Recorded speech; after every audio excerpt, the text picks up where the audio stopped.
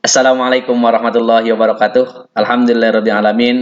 Wassalatu wassalamu ala Rasulillah wa ala alihi washabbihi wa mawalah la haula wala quwwata illa billah. Alhamdulillah pada siang hari ini kita bisa belajar melalui virtual kembali pada mata pelajaran PAI.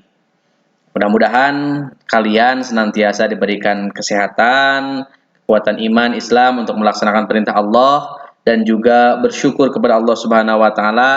Mudah-mudahan kita menjadi hamba Allah yang senantiasa beribadah dan pandai bersyukur. Amin ya Allah ya rabbal alamin. Untuk pembelajaran PAI pada kesempatan kali ini kita akan membahas mengenai demokrasi dan musyawarah. Ya, nanti kita bedakan apa demokrasi, apa musyawarah. Ya, mari kita simak video selanjutnya. Anak-anakku perhatikan gambar di layar ya. Yang pertama ada gambar itu mengenai Bhinneka Tunggal Ika. Kemudian yang kedua gambarnya ada pemilu damai tahun 2014. Kemudian ada aspirasi rakyat. Kemudian juga ada damai dalam keragaman. Nah, pada kesempatan kali ini yang akan kita bahas yaitu mengenai apa sih demokrasi di Indonesia menganut pemerintahan yang demokrasi, di mana pemerintahannya atau presidennya dipilih dengan cara demokrasi. Apakah demokrasi sejalan dengan Islam ataukah malah bertentangan? Kemudian di bawahnya kita lihat ada lambang timbangan. Kemudian di satunya lagi ada agama Islam, Hindu, Buddha dan sebagainya bersatu ya dalam keragaman. Kita lihat pada zaman Nabi apakah memakai demokrasi ataukah memakai musyawarah? Apakah musyawarah paling baik dalam Islam ataukah demokrasi? Mari kita lihat.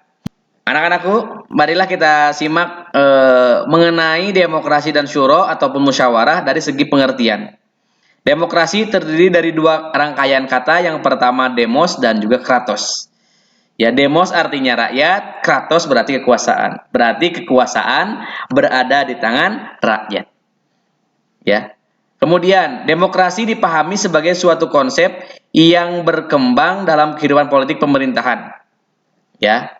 Kemudian segala sesuatunya berasal dari rakyat, ya, dari rakyat, oleh rakyat, dan untuk rakyat. Itu semboyan yang paling terkenal ya dalam demokrasi. Kemudian yang kedua adalah syuro atau dalam Islam sering disebut dengan musyawarah. Ya, menurut bahasa syuro memiliki dua pengertian, yaitu penampakan atau memaparkan suatu atau mengambil sesuatu. Ya, menurut istilahnya di sini ada dalam Ar-Raqib Al-Asfahani dalam kitabnya menyebutkan bahwa proses pengemukaan pendapat, ya, pengemukaan saling mengoreksi antara peserta dinamakan dengan syuro atau musyawarah. Kemudian Ibnu Al-Arabi Al-Maliki dalam kitabnya menyebutkan definisinya adalah berkumpul untuk meminta pendapat dalam suatu permasalahan yang peserta syuronya saling mengeluarkan pendapat yang dimiliki. Jadi sering tukar pikiran antara satu orang dengan dua orang yang lain, kemudian saling mengoreksi satu sama lain. Jadi singkatnya musyawarah ini adalah tukar pendapat sehingga mencapai kesepakatan atau dalam bahasa lain adalah mufakat. Kemudian kita tinjau dari dari tokoh-tokohnya. Yang pertama ada Abul A'la Al-Maududi. Ya, kita lihat pendapatnya. Abul A'la Al-Maududi secara tegas menolak demokrasi. Menurutnya Islam tidak mengenal paham demokrasi yang memberikan kekuasaan besar kepada rakyat. Ya, kalau Abul A'la Al-Maududi ingat, menolak demokrasi dan mendukung syuro atau musyawarah. Kita lihat yang bawahnya. Ada yang kedua ada Muhammad Iqbal. Muhammad Iqbal sejalan dengan kemenangan sekularisme atas agama. Demokrasi modern menjadi kehilangan sisi spiritualnya, sehingga jauh dari etika. Demokrasi yang merupakan kekuasaan dari rakyat, oleh rakyat, dan untuk rakyat telah mengambil keberadaan agama.